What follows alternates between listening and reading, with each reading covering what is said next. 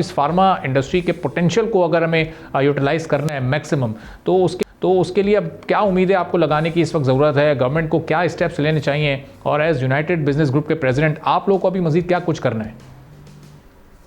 بسم اللہ الرحمن الرحیم۔ دیکھیے ابھی جو فارما کی کرنٹ ایکسپورٹس ہیں جو نالج کے مطابق وہ اراؤنڈ $200 ملین ہیں، اور یہ جیسے آپ نے کہا کہ یہ $2 بلین تک بھی جا سکتی ہے، لیکن اس میں جو مین چیز ہے وہ چیز یہ ہے کہ جو ایکسپورٹنگ کمپنیز ہیں یا فارماسیوٹیکل مینوفیکچرر ہیں ان کی ایفرٹس ہیں کہ وہ ایفرٹس کریں۔ گورنمنٹ اس میں فارما کے اندر گورنمنٹ کو زیادہ ہیلپ نہیں کر سکتی۔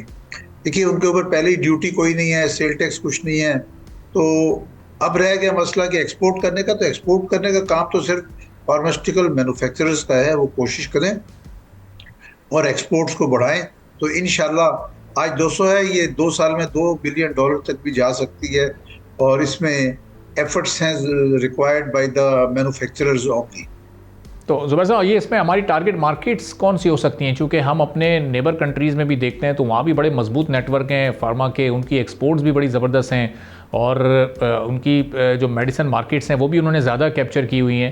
تو ہمیں ابھی کون سی مارکیٹس کو مزید کیپچر کرنے کی، ایکسپلور کرنے کی ضرورت ہے؟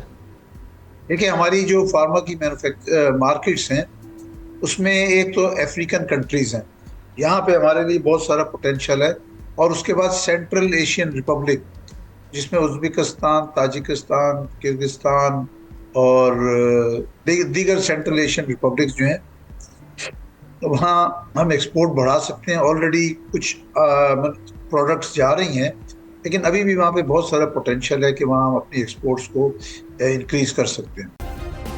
سبسکرائب کریں اور بیل دبائیں تاکہ کوئی خبر رہ نہ جائے۔